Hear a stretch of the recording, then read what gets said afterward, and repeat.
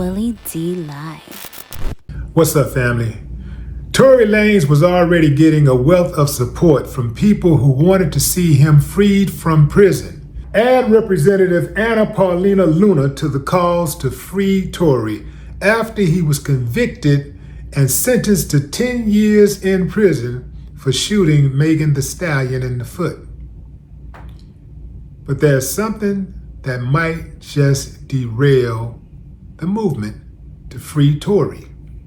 What had happened was Tory got himself in a situation where he was stabbed up 14 times by an inmate who says that Tory threatened his life and put a bounty on his head.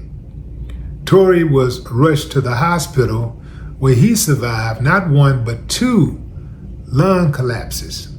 The trip part about it is his bounce back was historical. Doctors say that Tory was talking within 24 hours after being stabbed.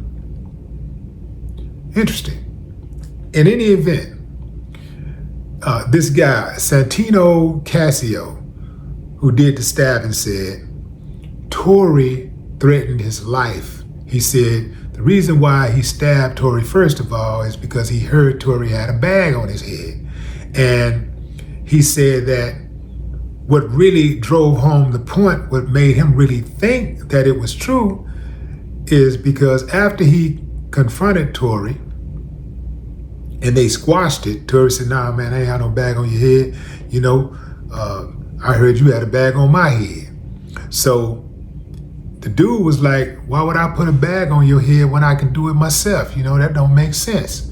So anyway, they allegedly squashed it, but then dude found Tory hanging around his jail cell, and he said he saw a lump in Tory's pocket. He thought it was a knife, and he just took off on Tory.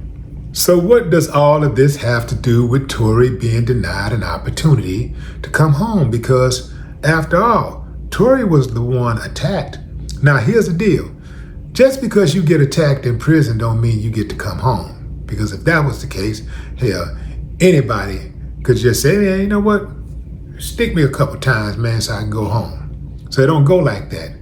But Tory's people are claiming his innocence. And they're saying because he's innocent, and it's so dangerous in that prison that you're gonna mess around and have the blood of an innocent man on your hands.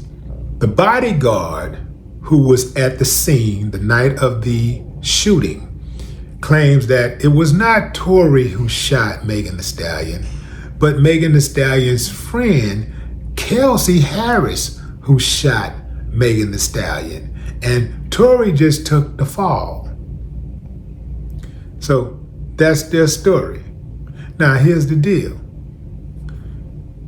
The guy in prison claims, Casio, he claims that Tory threatened his life, and he says Tory do a lot of talking.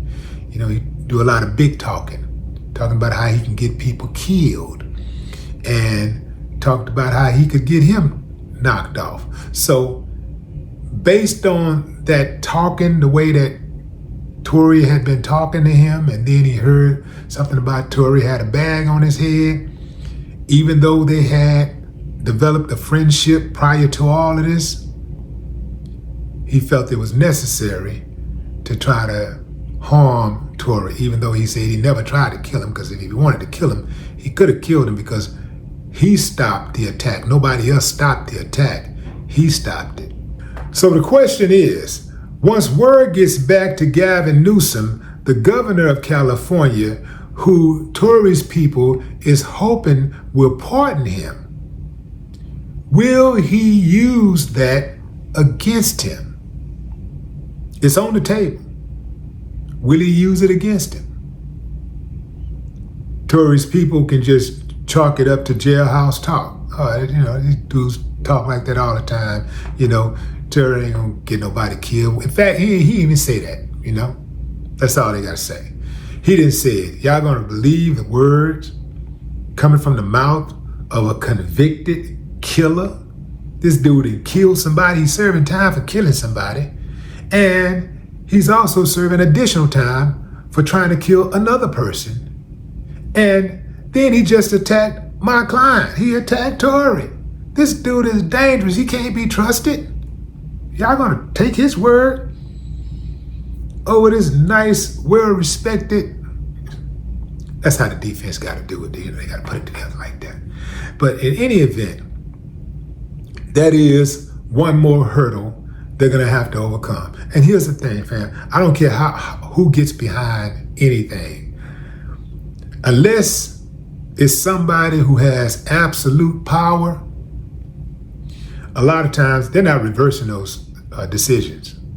Judges hate to reverse other judges' decisions because they don't want anybody reversing theirs. They don't want a judge reversing their decision.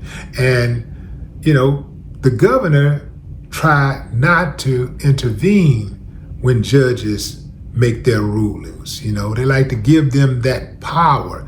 If the governor steps in too often and start, weighing in on these situations and affecting the outcome and changing the outcome, then the judges will feel some type of way about that because they'll feel like he's undermining their power.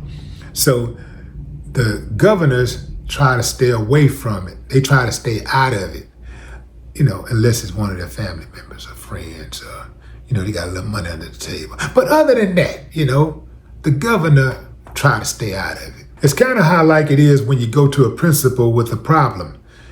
What does the principal say almost always? Well, did you talk to Mr. Such and Such or did you talk to Miss Such and Such? That's the assistant principal. You dig? They're going to make you follow protocol. And then they're going to be like, I want to stay out of it because they don't want to undermine their assistant principal's authority. But what say you, fam? Drop a comment. I'd love to hear your thoughts. No more talk.